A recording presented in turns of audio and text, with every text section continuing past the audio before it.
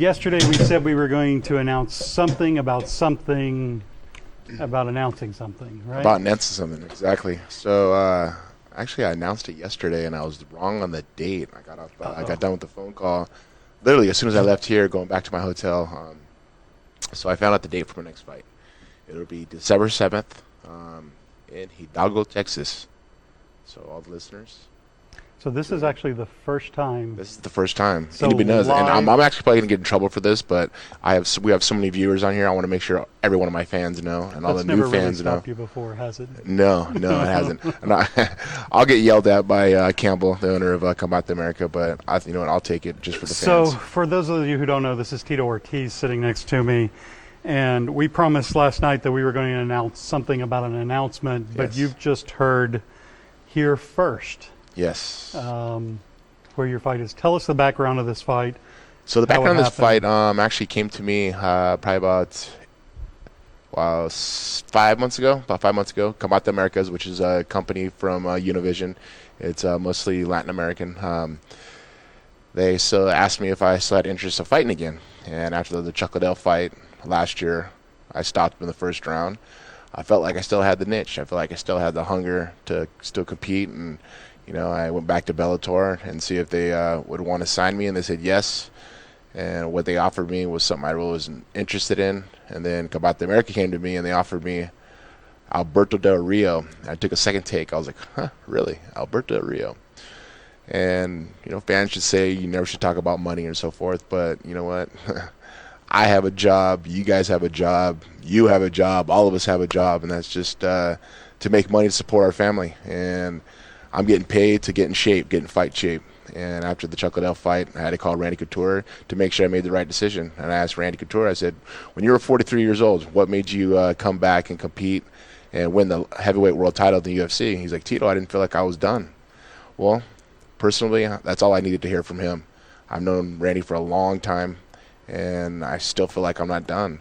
I feel healthy. I've been through some serious surgeries, but I've been able to bounce back, and I just want to be a testament to my will and determination to each and every one of my fans, and hopefully the new fans now that are watching what I've gone through. You know, I've gone through ACL replacement my left knee, ACL replacement my right knee, 50% of my meniscus taken out of my right knee, L4-5, S1 fused to my lower back, T3, T2, T2, T1, T1, C7 disc replacement, C7, C6 fused, C6, C5 fused, C5, C4 disc replacement. I reattached retina over a 22-year career of mixed martial arts. But I still got the willing, I still got the wit, I still got the power, I still got everything I possibly need to continue on. Wow. And it's just been challenges, I think. And you guys think prep's hard, right? Yeah, no. I've been through the grind. I've been through the hard will of just the testament of my dedication has been through my career, and I want people to kind of see the things I've gone through, and I'm very fortunate, and I want to show my kids. You know, I have 3 boys, Jacob, my oldest, who's 17 years old, who lives in Arizona, my twin boys, Jesse and Journey, who are 10 years old, and they see my training. They see the work I put in. I put in 3 days, 5 days a week. I put twice on Saturdays. They see my sparring. They see my mitt work. They see my road work. They see me doing stairs. They see me doing weight training, and I want them to resemble the same type of work ethic in their lives. My kids eat healthy. You know, they don't have cell phones. They don't have iPads. They have to earn to play Xbox, but they eat like athletes. You know, they eat protein shakes, and it's funny because I see their bodies forming so quick at the age they are, but I've had an opportunity to be a great athlete through my career of 22 years, a great businessman, and I get the opportunity now to be a great father. You know, my father made a lot of mistakes, and I don't want to make those same mistakes, so I just try to fix everything for the future, for my children, for my family, and for myself, and hopefully for my fans who are watching, or new fans have watched my career, are going to continue to watch my career. I still have a lot of fight left in me. Where did you say this place was? Hidalgo, Texas, so it's right on the border. So Alberto Del Rio, he's actually from Mexico. He lived in Mexico, and he actually became a United States citizen probably about 2 or 3 years ago. And I had a conversation with him probably about 4 months ago before the fight was even signed, and I asked him, I said, well, where do you live? He goes, well, I live in San Antonio, Texas now. I go, really? I go, that's strange. Why don't you live in Mexico? Goes, because it's very dangerous there. I don't want my kids to get kidnapped, to go on ransom. I said, yeah, it's pretty dangerous, huh? I go, but you're against the wall being built. And, it's not a time to talk about political stuff in anybody. But wait a minute, maybe it is. Well, I mean, maybe it is. Maybe it is. So this fight, right? This is a guy that doesn't believe in border security. You do. Yes. And this fight evidently has strategically been placed on the border. Yep. There's something here about this. This could be a fight to be on the border. I don't know. When they said Hidalgo, Texas, I kind of took a second take. I've been there before. I mean, I've been to Mexico all the time. I have no problem with being to Mexico. In fact, when you've been to Mexico, you've had a following there, unbelievable. Huge right? following. I mean, in Monterrey, Mexico, Mexico City, the Baja Peninsula, of course. Every place I've ever been in Mexico, I've had a huge following. Lots of people, they follow my career, and they understand it. But at the end of the day, we live here in America. The safety of our country is number one, that I believe. And finally, we have a president that is fighting for us Americans to have a safe country, fighting for our military, fighting to make our business thrive like no other, and it's doing that now. I was watching the Democratic debates last night, and I just kept hearing these guys keep talking about other countries and other places besides America. They weren't talking about how they want to keep America safe, and I didn't understand that. I didn't get that. Finally, we have a president that is making America first. We're not being sold to the highest bidder. And the politics side of that, like I said, I probably shouldn't get into that, but at the end of the day, I'm an American. I want the best. Clearly somebody's thinking about the politics in this, if this sport or if this fight is on the border. Yeah, to a certain extent. Are you going to bring your family down to the border? Yeah. I mean, I have security with me, of course, but I want my three boys to walk out with me for the fight. Mm-hmm. My son Jacob has done it before when I fought against Chael Sonnen. He walked out with me, and he was like, "Dad, that was the most exhilarating feeling I ever had in my life." So I want him to experience that. I want my twin boys to experience that, because there's no feeling like that. And I remember when I walked out with Jacob against Chael Sonnen, and he was a little man. I mean, he was only 15 at the time, but he just kept his chin up. He walked right next to me, had my arm on his shoulder, and we walked down, and where we got to the end of the stage, right before I got into the cage, he turned around and faced me, and he had tears running down his eyes. And that was a mimic of me, because that's the way I feel. I get tears when I run down, and I handed him a flag. Son, don't worry, I'm going to be good. He goes, "No, I know, Dad." He goes, "Kick his ass." And I was like, and people go on my Instagram, Tito Ortiz 1999, and you can see a picture of my son screaming, holding the American and Mexican flag, screaming because I just won the fight. But it was that. You just started a YouTube channel as well, and you talk about some of those things. Yeah, I talk about some of those things. Actually, later on today, my episode 2 will be posted up.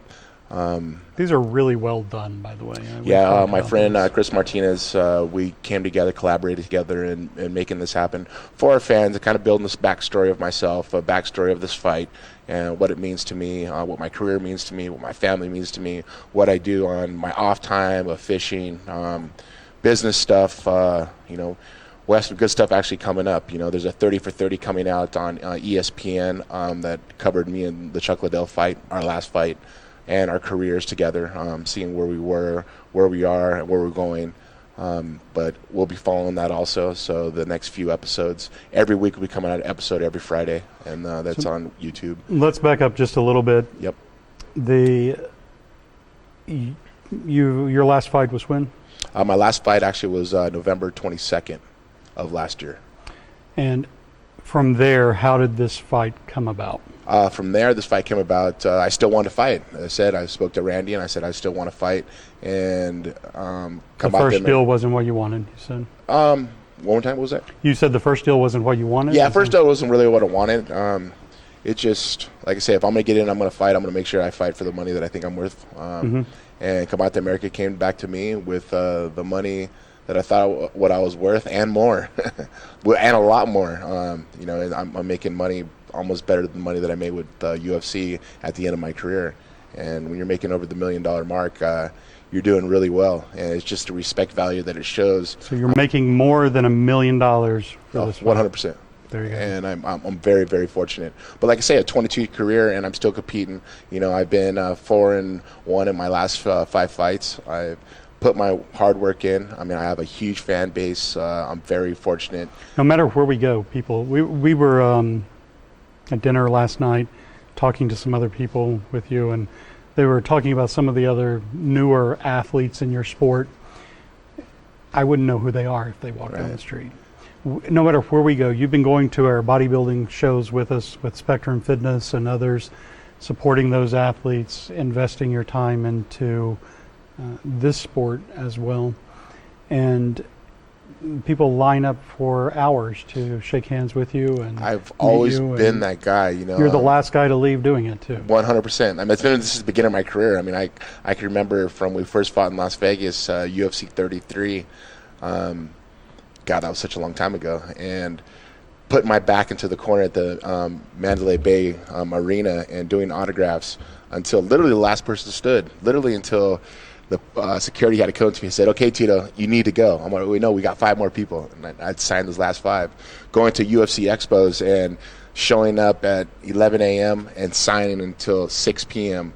And literally the security has to come up and say, "Tito, okay, that's enough. We're closing shop. We got to go." I'm like, "Oh, no, we got a few more guys." I've always been there for my fans. I've always been there and been a real person to each one of my fans. Yes, I'm a fighter, but I'm a real person. I just have a great job, and I try to do it as hard as I possibly can, the best I possibly can, for as long as I possibly can, and I want to take advantage of it now. Like I say, I just turned 44 in January. I feel better than I did when I was 34, but I think it takes a lot of ideas and thoughts that I've had. From when I was 34, I went through such a negative time at the time with my ex-girlfriend, Jenna Jameson. I was trying to save my mom. I had to go to physical therapy therapy and talk to my therapist and kind of get this answers of the questions I had of why my life is why it is. And if you've not read Tito's book, make sure and buy that. I've been through a lot. I've been through a whole bunch. It should be a movie. I don't understand.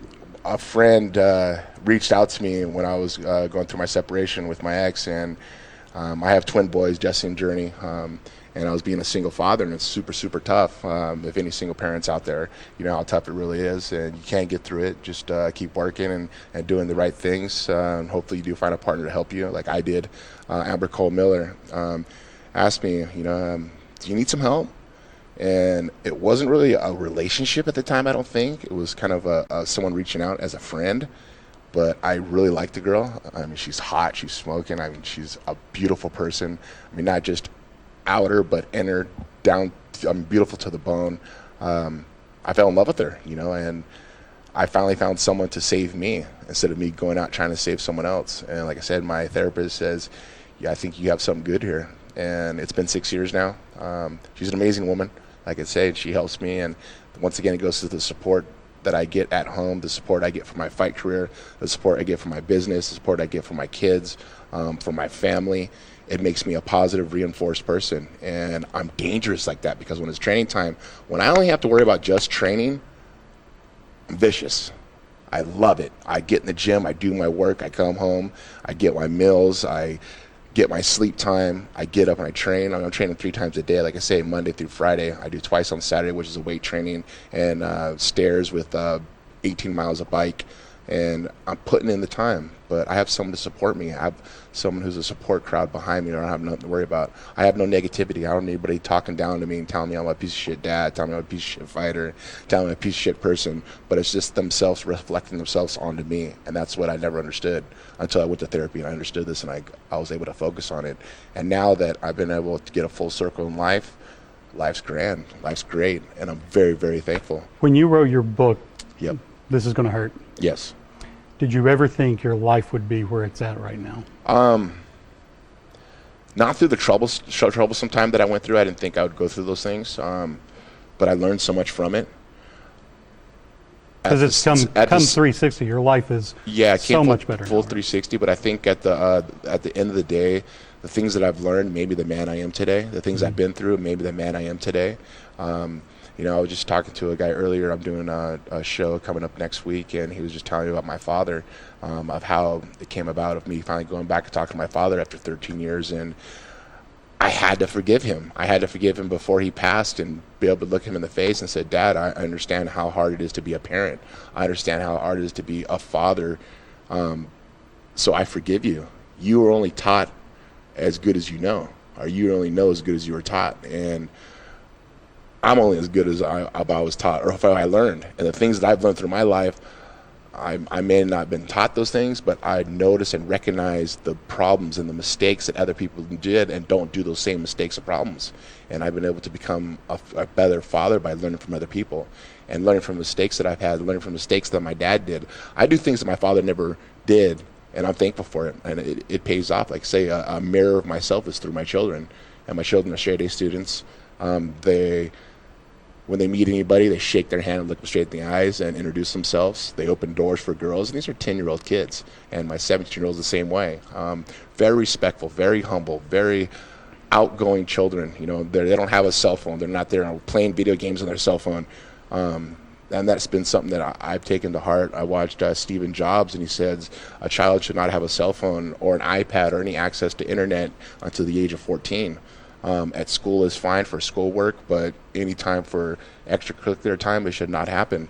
And I took that to heart, and it helped. You were on The Apprentice. Yes, sir. So when you speak about our country and our president, you're doing it from the personal perspective of knowing him personally? Of knowing him personally, of being able to speak with him personally on a one-to-one basis too, with no one else around us, a one-to-one basis to see what type of person he truly was. And he's an honest man that is a hard-working American that wants it great for our country. And I understood that. I've come from a Mexican heritage. I am an American. I was born in California. I was born in Huntington Beach. My mother was born in Hawaii. My father was born in Santa Ana, California. His parents, my grandparents, are born in California. I'm a fourth generation from Mexico, but my mother is from Hawaii, as I say. Her parents or my grandparents on her side are from Florida. So I'm an American at the end of the day. And President Trump is actually doing something that any political person has never done before. He was at one of your fights before, actually, right? He actually has been one of my fights when I fought Lito Machida here in Las Vegas. Mr. Trump, his son Donald, and his son Eric, all three of them came. I ended up losing the fight by decision, but I fought my heart out. But it was from him. Do you want to invite him to the... I would love. I mean, I've reached out to Donald Jr. A few times. He says, let's see if we can work it out. But Mr. Trump, if you are watching, I would love you to come to our fight. It's on the border, so I think it's fighting for the right reasons, same reasons you're fighting for. And, you know, I'm just trying to make it a safer country for my children's future. And I think any other Americans that live here in the United States understand that. They want to have safety for their children, too. I once heard you say, I'm your best friend or your worst enemy. Yep. I know you on the best friend side kind of thing. I never have seen you on the worst enemy side of things.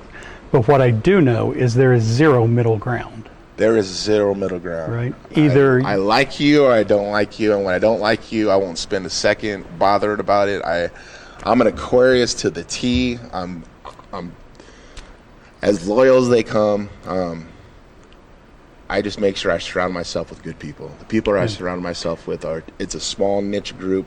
And your friend circle that I've met is definitely not what someone would expect. These are loyal friends. Yes. You're I mean, I don't have a loyal. big entourage. I mean, me and my partner Freddie, who's been my friend now for, over 30 years. At every show. At every show. I don't have a big entourage. I don't need an entourage. I mean, if anybody has a problem with me, come talk to me. We'll talk about it. I mean, I've done security work before. The fact that you just said you're going to have security on the border with you, you told me this last night, and I looked at you 2 or 3 times because you've been against it even from the first time we met. That's not something, in the middle of the riots in Portland, you're walking the streets talking to people. There was no riots. That was just all fake news. That was baloney. There was like 25 people screaming and chanting, and that was it. But so the fact that you're saying down there, I want protection for my family, this tells me you really believe that there is a problem at the border. And that 100%. I mean, I have Border Patrol friends who work, and then they tell me in the separate sides, you know, and it's not just a factor of separating kids from their parents, because that's not the big deal. I mean, that's the Democratic Party pushing that agenda they're trying to. It's the bad people pushing over drugs, smuggling drugs, using mules as using children as mules to push their drugs over. It goes down so much more deeper than people realize it. Like I say, I know a lot of friends who are border patrols who take care of these kids who are separated from their parents because they're breaking the law. As the law would happen here in the United States, if you drive drunk and driving and you have a child in your car, you're being separated from your child automatically. That's a guarantee. That's happening no matter what. That's breaking the law. If you break a law, you got to pay the consequences. Plain and simple. And on the border, I think there is no change that should be changed there at all. Your opponent clearly does not believe in this. Alberto Del Rio does not believe in this, but he moved from Mexico and he moved to Texas before the safety of his children. I mean, that's kind of, I don't know, I don't get that. It's mind-boggling to make him even say that and try to fight for something that he thinks he believes in. But there's actually another kind of sell to this fight that I thought about, and I thought it was even better, because he actually is the former heavyweight WWE champion, and I've been a WWE fan.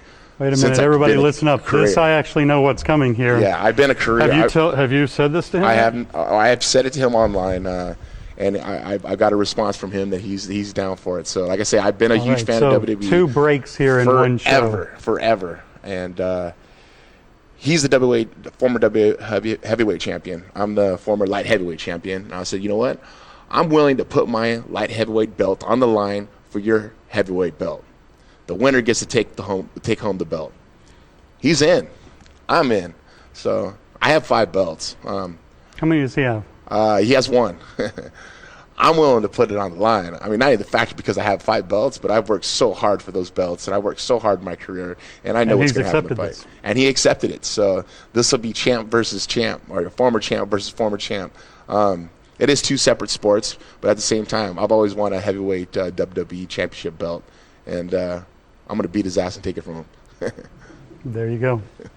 Thank you, man. Awesome, man. Thank you. Great news to break here. We're on our way over to the expo. So if you want to meet Tito Ortiz, we're going to be over there next, bringing you some coverage. Tangi just finished up her coverage there. We're going to go back to the guys over here after we finish up a video that we started earlier today of some judges from California and Spectrum, along with Sandy Williamson, talking about some things about some things about themselves personally and the sport that maybe you didn't know that'll be fun for you to watch. We'll be back here live at Mon Ethos Live right after this.